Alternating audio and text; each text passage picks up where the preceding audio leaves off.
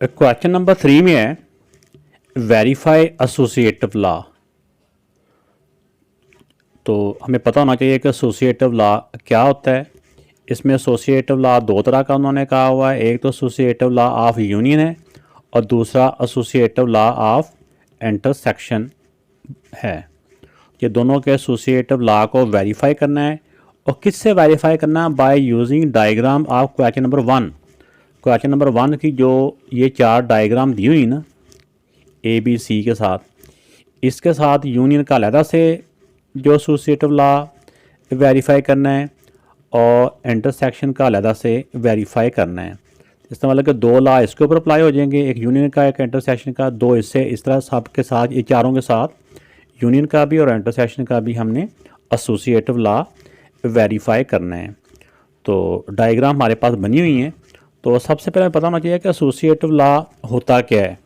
Associative law बेटा जो union का होता है ना, एसोसिएटिव लॉ होता भी 3 सेट्स का ही है। तो जो यूनियन का होता है इसमें सेट्स की तरतीब वही होती है ए बी सी और इक्वल के पार भी वही होती है ए बी सी, ठीक है ना। अगर एक्स वाई जेड जो उनसे भी 3 सेट हो यहाँ पे, क्योंकि ए बी सी नाम दिया हुआ था इसलिए मैंने भी यहाँ पे ए बी सी लिख लिया है।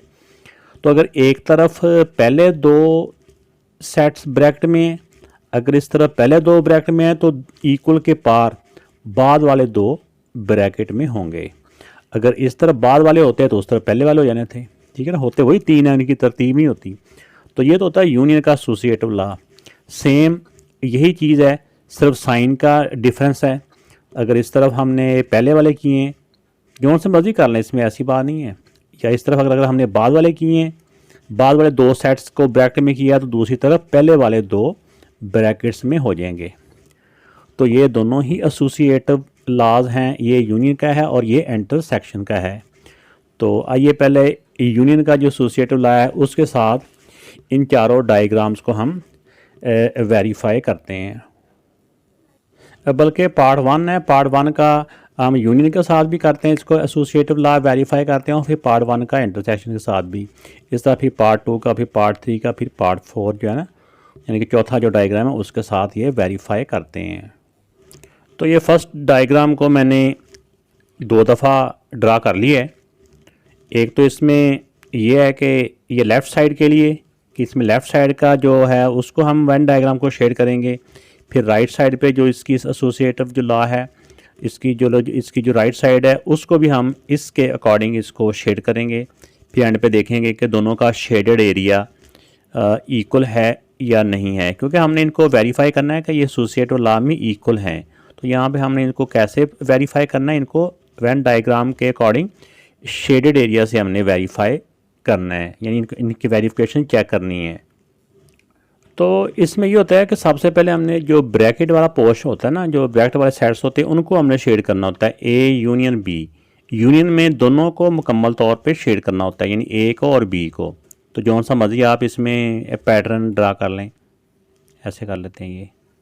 ये ए सर्कल कंप्लीट और बी सर्कल कंप्लीट, क्योंकि ए और बी का यूनियन है तो इसमें ए और बी को मुकम्मल तौर पे शेड करेंगे। तो यहाँ पे हम लिख भी देंगे कि जहाँ जहाँ पे ये लाइनें गुजरी इस रुख को, वो हमारा ए यूनियन बी का आंसर है। अब नेक्स्ट क्या है, ये हमारे माइंड में आएगा ना कि ये 2 मुकम्मल सर्कल इसका आंसर है। अब इन दोनों का जो मुकम्मल आंसर है उसके साथ सी को भी साथ अटैच कर देना है। तो इसको हम थोड़ा सा कलर और कर लेते हैं। तो अब देखें कि इसमें इन दोनों का जो आंसर है वो भी और साथ सी भी, यूनियन का मतलब है कि यूनियन के सी को भी साथ अटैच कर देना है, इसके आंसर के साथ सी सर्कल को भी। तो अब यहाँ पे हम पहले इसके आंसर को, इसका आंसर कौन सा था, ये जहाँ पे हमने ब्लैक कलर में लाइनिंग की है पहले, वो भी और साथ सी सर्कल को भी। तो ये सी सर्कल को भी हमने मुकम्मल तौर पे शेड कर दिया। अब नीचे इसका आंसर लिख देते हैं कि इसका जो कंप्लीट आंसर है वो कौन सा एरिया है हमारा।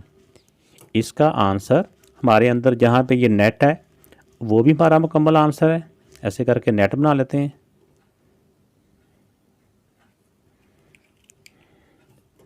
और जहाँ पे नेट है यानी ग्रीन और रेड का वो भी, और जहाँ पे ओनली रेड की लाइनिंग है वो भी। तो ये हमारा इसका कंप्लीट आंसर है। तो इसका मतलब क्या हुआ, इसका कंप्लीट आंसर में क्या आ जाएगा, ये तीनों सर्कल मुकम्मल तौर पे उसमें आ जाएंगे। इसमें ये कलर का तो सिर्फ समझाने के लिए कलर डिफरेंट करते हैं ना, वरना लाजमी नहीं कि कलर आपस में मैच कर रहे हो। अब देखें, इसमें देखें कि अब इसमें सबसे पहले हम ब्रैकेट्स के जो सर्कल्स हैं या सेट्स हैं उनको हमने शेड करना है। इसमें बी यूनियन सी, बी और सी का यूनियन है, तो यूनियन में बी और सी दोनों सर्कल्स को हम कंप्लीटली शेड करेंगे। कौन सा शेड करेंगे ये हमारी मर्ज़ी है, लाजमी नहीं कि जो शेड हमने इधर किया वही इधर करें, हम अपनी मर्ज़ी से जो सा मर्ज़ी कर सकते हैं।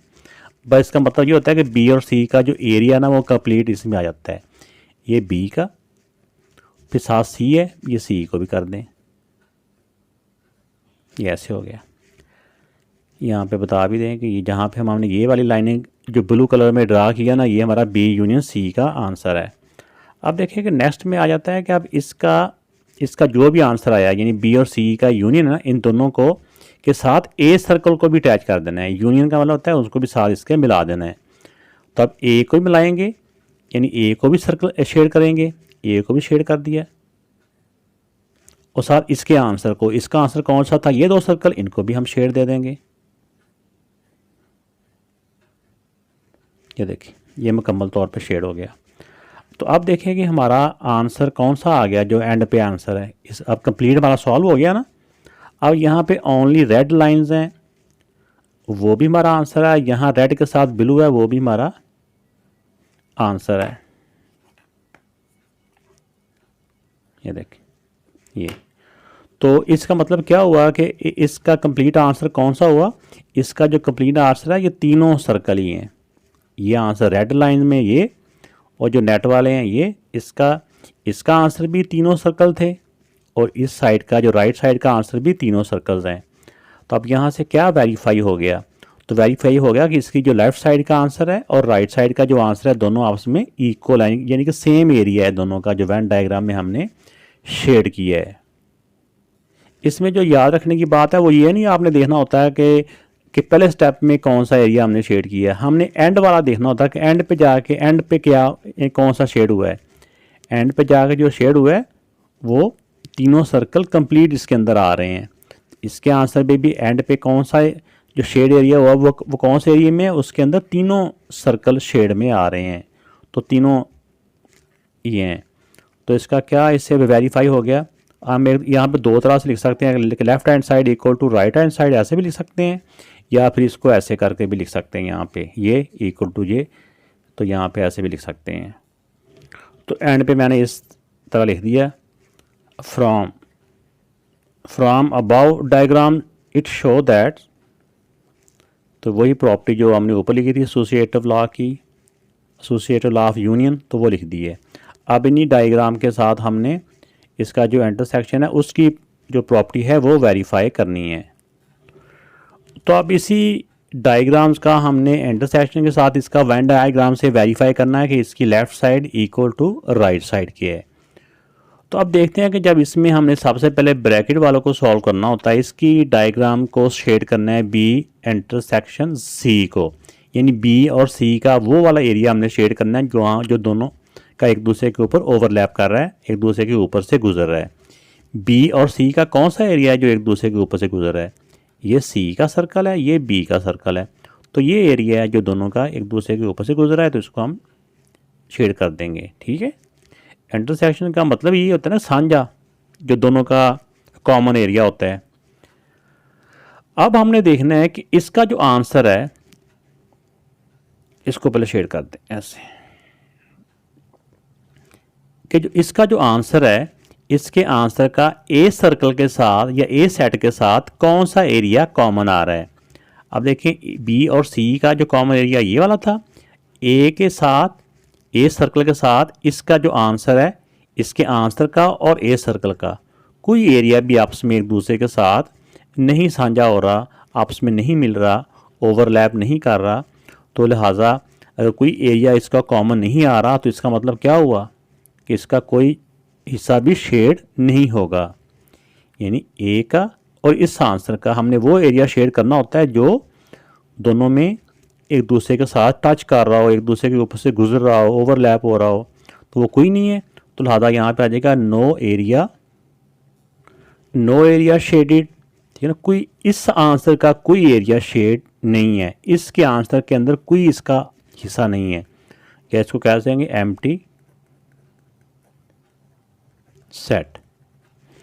इसी तरह आप इसके राइट साइड को देखें तो ए इंटरसेक्शन बी, ए और बी का कौन सा एरिया है जो आपस में कॉमन है वो हम शेड करेंगे। तो ए सर्कल ये है, बी सर्कल ये है।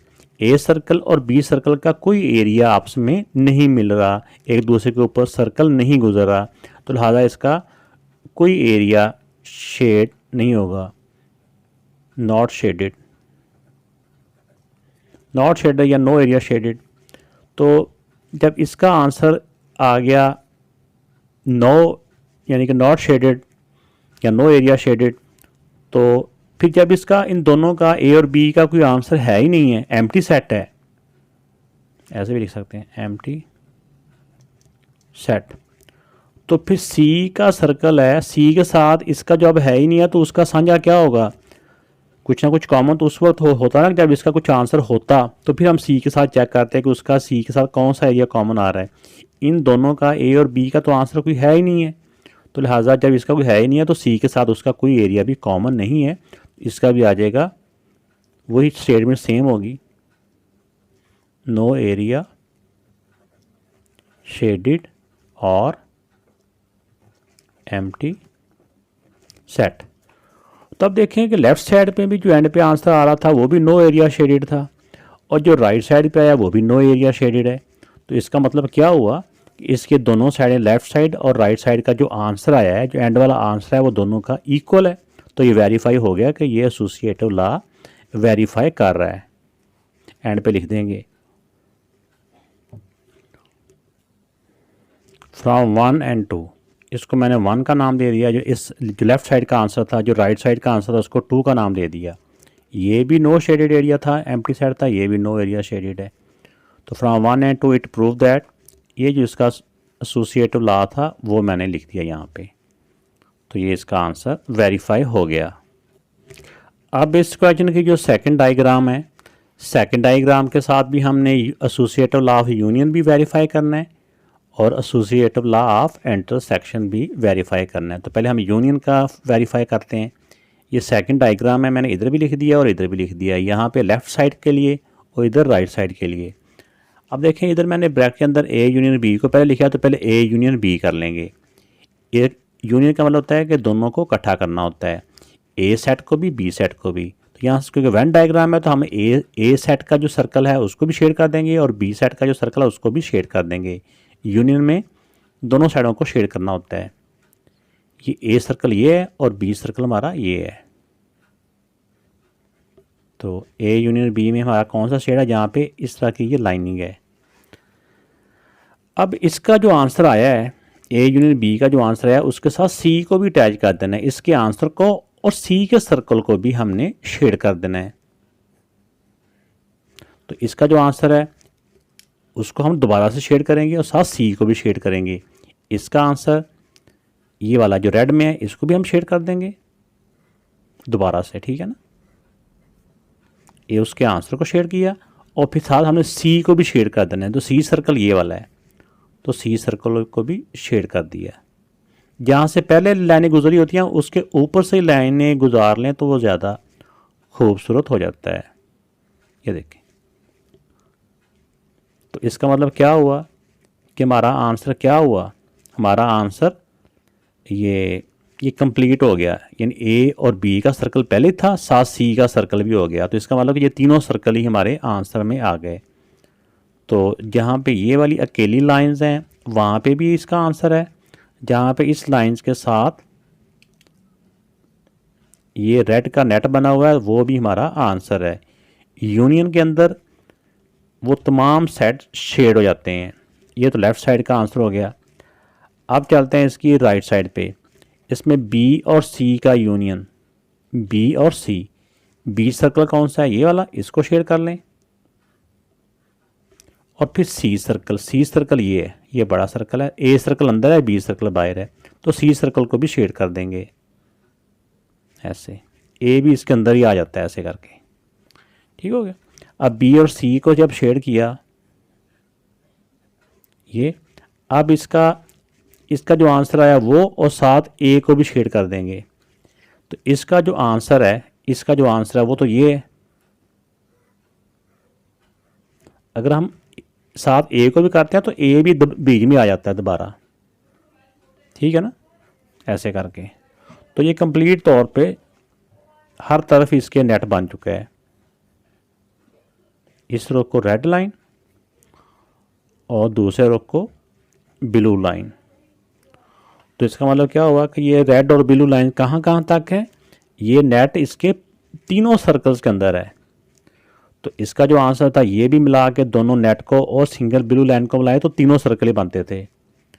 तो अब देखें कि ये तो दोनों में जो एट द एंड आंसर आता है वो ये दोनों, यानी कि तीनों, तीसरा तो अंदर था ना, तो ये तीनों सर्कल मुकम्मल तौर पे इसका आंसर है और तीनों सर्कल ही मुकम्मल तौर पर इसका भी आंसर है। तो दोनों साइडों से ये वेरीफाई हो गया कि इसका जो एसोसिएटिव जो लॉ है विद रिस्पेक्ट टू जो यूनियन है वो वेरीफाई हो गया कि left side equal to right side की है। तो एंड पे ये हम स्टेटमेंट लिख देंगे from 1 and 2 it prove that. तो ये इसका एसोसिएटिव लॉ लिख दिया। ऐसे भी लिख सकते हैं 1 and 2 it prove that left hand side equal to right hand side. तो ये डायग्राम ड्रा करने के बाद जो सेकंड डायग्राम है ना ये, तो सेकंड डायग्राम में अब हमने इंटरसेक्शन का जो लॉ है एसोसिएटिव लॉ वो वेरीफाई करना है। तो उसी डायग्राम को हमने इधर भी ड्रा कर लिया, उसी को हमने इधर भी ड्रा कर लिया है। तो अब देखें कि इनको हम शेड करेंगे। तो सबसे पहले ब्रैकेट के अंदर वालों को A intersection B, A circle ये और बी सर्कल ये है। तो ए सर्कल और बी सर्कल का कोई एरिया आपस में कॉमन हो रहा है? बिल्कुल कॉमन नहीं हो रहा। ए सर्कल बी सर्कल से काफ़ी दूर है। इसका क्या आंसर आ जाएगा? No area shaded.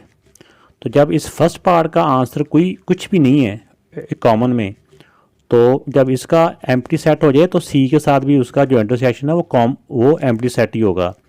अब इन दोनों का जो आंसर है वो एम्प्टी है, तो सी सेट के साथ या सी सर्कल के साथ इसका जो आंसर है, इसका आंसर तो कोई है ही नहीं है। तो इसलिए इसका जब कुछ भी नहीं है तो इसके साथ इसकी कोई हिस्सा भी उसका मैच नहीं कर रहा, क्योंकि ये है ही एम्प्टी है। इसका भी नो एरिया शेडेड। तो इसी तरह ये एम्प्टी सेट आ गया। अब इसी तरह राइट साइड पे जाएं तो राइट साइड पे पहले ब्रैकेट वाले को सॉल्व करेंगे। बी इंटरसेक्शन सी, बी और सी का कौन सा एरिया आपस में कॉमन है? ये बी सर्कल है, बी सेट का सर्कल है, ये सी का है। तो बी और सी का जो कॉमन है वो ये वाला है ये। तो यहाँ पे इसका आंसर आ जाएगा ये वाला। अब देखना होता है इसका जो नेक्स्ट स्टेप है, ब्रैकेट वाले का तो आंसर हमने निकाल लिया ना ये वाला। अब ए सेट का और इसके आंसर का कौन सा एरिया जो आपस में कॉमन आ रहा है? ए सर्कल ये है और इन दोनों का जो आंसर है वो ये है। ए सर्कल के साथ इस वाले आंसर का कोई हिस्सा भी मैच नहीं कर रहा, ओवरलैप नहीं कर रहा। तो इसका आ जाएगा नो एरिया शेडेड। तो एट द एंड इस वाले लेफ्ट साइड का भी नो एरिया शेडेड है और राइट साइड का जो इसका आंसर है एट द एंड वो भी नो एरिया शेडेड है। तो दोनों साइडों के आंसर इक्वल हो गया ना, ये भी नो एरिया शेडेड है, ये भी नो एरिया शेडेड है। तो एंड पे लिख देंगे इट इज़ वेरीफाइड दैट।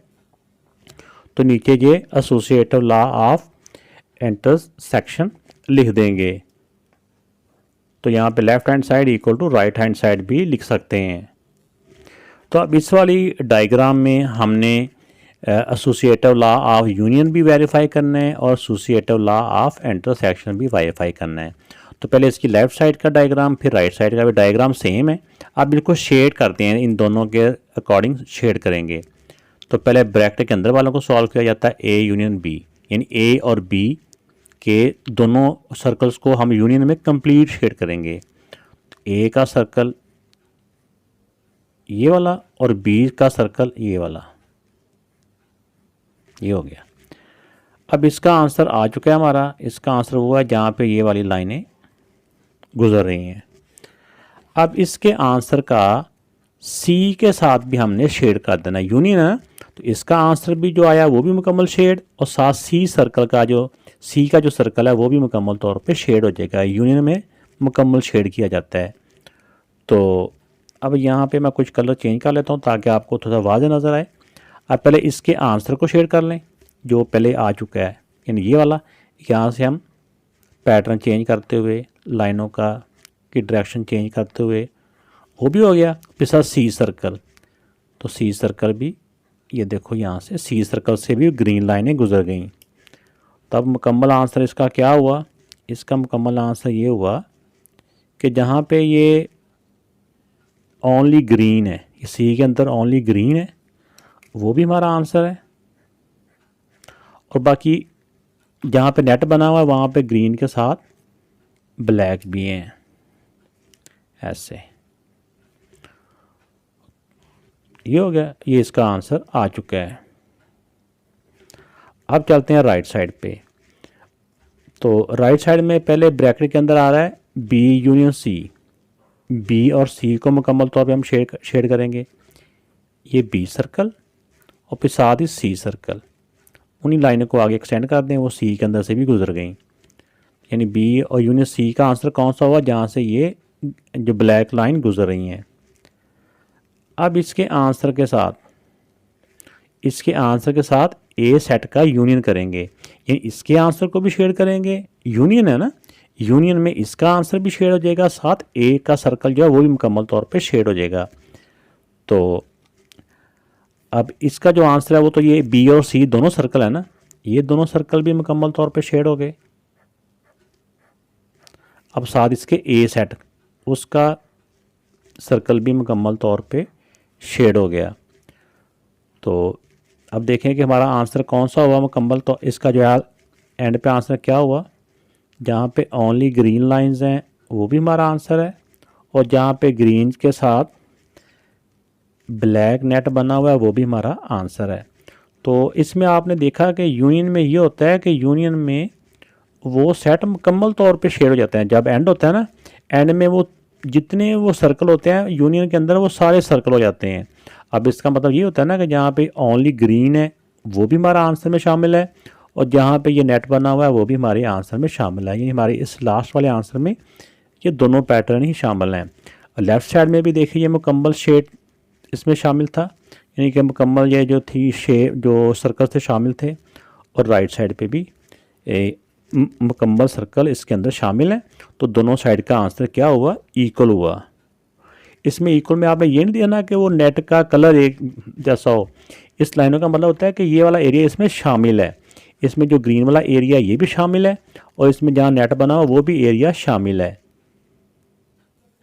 तो एंड पे हम ये लिख देंगे कि from 1 and 2 it prove that. तो ये जो एसोसिएटिव लॉ ऑफ यूनियन है ये हम एंड पे लिख देंगे कि दोनों का आंसर आपस में इक्वल है। यानी कि इस जो एरिया इस साइड लेफ़्ट साइड का शेड हुआ है एंड पे जाके, वही एरिया राइट साइड पे भी वही एरिया शेड हुआ है। तो दोनों के आंसर इक्वल हैं। अब इसका जो थर्ड डायग्राम है, थर्ड डायग्राम में जब हम associative law of intersection verify करेंगे, तो पहले ये लेफ़्ट साइड का हम ये डायग्राम बना लिया है, फिर डायग्राम वही है वो हमने राइट साइड पे भी बना लिया, ताकि राइट साइड वाले को वेरीफाई करेंगे, यानी कि चेक करेंगे वो क्या शेड इन दोनों का, इनको वेरीफाई करने के लिए देखेंगे कि सेम शेड आ रहा है। तो ब्रैकेट के अंदर पहले जो है वो ए इंटरसेक्शन बी है, तो पहले ए और बी का जो कॉमन एरिया ना वो हम शेड करेंगे। अब देखें ए सर्कल और बी सर्कल का कौन सा एरिया जो आपस में कॉमन आ रहा है? ये वाला, ये जहाँ पे मैंने ग्रीन किया ना, ये ए और बी का कॉमन एरिया है। ये दोनों सर्कल यहाँ पे एक दूसरे पे ओवरलैप हो रहे हैं। अब हमने देखना है कि अब ए और बी का जो आंसर आया है इसमें सी का कौन सा हिस्सा है। अब सी के साथ देखना इसका आंसर और सी का जो सर्कल है, इसका आंसर और सी का सर्कल में कौन सा एरिया जो आपस में कॉमन है, वो आप देखें कि सिर्फ वो ये वाला हिस्सा है। ये सी का सर्कल तो गुजर रहा है ना, लेकिन हमने सी सर्कल को देखना है जो इस वाले हिस्से को में से गुजर रहा हो, इस वाला हिस्सा ये वाला सिर्फ ये है। तो यहाँ पे हम दूसरी तरह का शेड कर देंगे। तो एट द एंड इसका आंसर क्या हुआ, जहाँ पे ये मुकम्मल नेट बना हुआ है वो हमारा आंसर है, यानी ये वाला नीचे वाला, ऊपर वाला नहीं, जहाँ पे ऐसे समझे कि जहाँ से तीनों सर्कल ही गुजर रहे हैं। अब चलते हैं इसकी राइट साइड पे। तो राइट साइड पे देखें कि बी और सी का कौन सा एरिया कॉमन है, बी का ये और सी का ये है। तो अब देखें बी और सी का, सर्कल को आपने माइंड में रखना है, सर्कल ना आप भूल जाए कि लाइन कहाँ कौन सी है, ये यहाँ पे ये देखें, ये वो हिस्सा है जो बी और सी का साझा एरिया है, कॉमन है जहाँ पे दोनों। अब इसका आंसर तो आ गया ये वाला, जहाँ पे बी और सी का जो इंटरसेक्शन का एरिया ना वो ये वाला है। अब इसका जो एरिया वो, इसका आंसर और ए सर्कल के साथ कौन सा एरिया कॉमन है। अब देखें ए का सर्कल ये वाला, ये तो ए का सर्कल, इसका जो कॉमन एरिया था वो यहाँ से गुजर है, ये ग्रीन भी है और रेड भी है, ठीक है ना। तो जहाँ पे रेड लाइन भी है और वहाँ पे ग्रीन लाइन भी है। तो अब देखें कि इसका लेफ़्ट साइड का आंसर और इसके राइट साइड का आंसर, इसका भी वही एरिया शेड है, ठीक है ना। ये सर्कलों के नीचे थे ना, दो खाने से बने हुए थे नीचे वाला, इसका भी जो एंड पे आंसर है वो नीचे वाला ही, ऊपर वाला नहीं, ये नीचे वाला। तो दोनों के सेम एरिए एंड पे शेड हो रहे हैं। तो दोनों वेन डायग्राम से क्या वेरीफाई हुआ कि इसके लेफ़्ट साइड और राइट साइड का आंसर इक्वल है। From 1 and 2 it prove that, आगे ये इसका एसोसिएटिव लॉ लिख दिया हमने। अब इसका जो फोर्थ पार्ट है, फोर्थ पार्ट में हमने यही associative law of union verify करना है। तो पहले लेफ़्ट साइड के लिए वही डायग्राम बनाए हैं, फिर राइट साइड के लिए भी वही डायग्राम बनाए हैं। अब इनको इसके लेफ़्ट साइड के अकॉर्डिंग शेड करेंगे और इसको राइट साइड के मुताबिक शेड करेंगे। फिर एंड पे देखेंगे कि दोनों का शेडेड एरिया सेम है, इक्वल एरिया है या डिफरेंट एरिया है। अब ए यूनियन बी, ए और बी का जो सर्कल्स है उनको हम कंप्लीटली शेड करेंगे यूनियन में, ए का भी और बी का भी। ये देखें, तो ये ए और बी के जहाँ पे ये लाइनिंग है वहाँ पे ए यूनियन बी का आंसर आ गया। अब हमने इसका जो आंसर आया है, इसके आंसर के साथ सी का सर्कल भी शेड करना है। इसके आंसर को भी दोबारा शेड करेंगे और सी को के सर्कल को भी शेड करेंगे। तो कलर हम चेंज कर लेते हैं, पहले इसके आंसर को शेड कर लें। इसका आंसर ये ए और बी मुकम्मल तौर पे थे ये, और साथ सी सर्कल को भी, ये सी का सर्कल है, इसको भी शेड कर लिया। तो हमारा आंसर क्या हुआ, हमारा आंसर जहाँ पे अकेली ग्रीन लाइंस हैं वो भी, और जहाँ पे ग्रीन लाइन के साथ ये ब्लैक का नेट बन रहा है वो भी। तो यूनियन में असल में जिनका वो यूनियन होता है ना वो सारे सर्कल ही शेड हो जाते हैं। तो एट द एंड हमें क्या पता चलता है कि इसमें जो अकेला ग्रीन की लाइन है वो भी, जहाँ पे ग्रीन के साथ जो ब्लैक की लाइनिंग है, जो नेट है वो भी। तो इसका मतलब ये तीनों ए बी सी तीनों जो सर्कल हैं वो हमारा आंसर है। तो ये आंसर आ गया लेफ़्ट साइड का। अब चलते हैं राइट साइड पे, बी और सी का यूनियन। बी और सी का यूनियन मतलब कि बी सर्कल और सी सर्कल दोनों को हम कंप्लीटली शेड करेंगे। तो ये बी सर्कल को शेड कर दिया, फिर सी को शेड कर दिया, ये बी यूनियन सी का ये आंसर है। अब हमने क्या करना है कि नेक्स्ट हमने इसका जो आंसर है वो इसके आंसर को और ए का सर्कल भी साथ शेड कर देना है। यूनियन है ना, तो ए का सर्कल भी कंप्लीटली शेड हो जाएगा। तो इसका जो आंसर क्या है ये वाला, पहले इसके आंसर को शेड करेंगे, इसका आंसर ये वाला है, इसको भी शेड कर दिया। ये बी और सी था ना पहले शेड हुए हुए, और साथ आप ए को भी शेड कर देंगे। ये देखें, तो एट द एंड हमने क्या देखा कि इसके आंसर में हमारा मुकम्मल तौर पे शेड हो गया। एक जहाँ पे ओनली ग्रीन लाइंस हैं वो भी, और जहाँ पे ग्रीन के साथ ब्लैक लाइनिंग का नेट बना हुआ है वो भी, ओनली ग्रीन भी और नेट भी, ये हमारा मुकम्मल आंसर है। यानी यूनियन में हमारा ए सर्कल भी मुकम्मल शेड है, बी भी और सी भी। इधर भी ऐसी था, लेफ्ट साइड में भी तीनों सर्कल ही कंप्लीट हमारे आंसर थे और राइट साइड पे भी हमारे तीनों सर्कल ही कंप्लीट आंसर है। तो एंड पे हम स्टेटमेंट लिख देंगे from 1 and 2 it prove that, या इट इज़ वेरीफाइड दैट। तो वही लॉ जो हमने ऊपर लिखा होता है वो भी लिख सकते हैं, या left hand side equal to right hand side भी लिख सकते हैं। तो अब इसका जो एसोसिएटिव लॉ ऑफ इंटरसेक्शन है वो वेरीफाई करने के लिए हमने जो पार्ट 4 की डायग्राम है वो ड्रा की है। तो ये लेफ़्ट साइड को शेड करने के लिए डायग्राम ड्रा किया और ये राइट साइड का साइड को शेड करने के लिए हमने डायग्राम ड्रा की है। अब इनको शेड करके चेक करते हैं कि क्या दोनों साइड के आंसर इसके अकॉर्डिंग सेम आ रहे हैं या नहीं आ रहे। पहले इसमें ब्रैकेट के अंदर वालों को सॉल्व करेंगे। ए इंटरसेक्शन बी, ए और बी का जो कॉमन एरिया है जो ऊपर ओवरलैप कर रहे हैं, ए और बी का कॉमन ये वाला है। देखिए ये ए सर्कल, ये बी सर्कल, ये दोनों यहाँ पे ओवरलैप कर रहे हैं। तो ये हमारा आंसर आ गया, इस वाले हिस्से का ब्रैकेट का ये आंसर आ गया। अब अगले स्टेप में हमने ये देखना होता है कि इसका जो आंसर है वो और सी सर्कल का जो एरिया, इसके आंसर और सी सर्कल का कौन सा एरिया जो आपस में कॉमन है। सी, इसका आंसर और सी सर्कल एक दूसरे से बहुत दूर है, कोई एरिया भी सी का इसके आंसर के साथ इसके ऊपर से नहीं गुजर रहा। तो लिहाजा इसका आंसर क्या हो जाएगा, इसका आ जाएगा no area shaded, no area shaded या फिर एम्प्टी सेट। ठीक है। अब इसी तरह इसकी राइट साइड को आप देख लेते हैं, यानी कि लेफ्ट साइड का आंसर क्या आया, एंड पे एम्प्टी सेट आया है, कोई एरिया शेडेड नहीं है।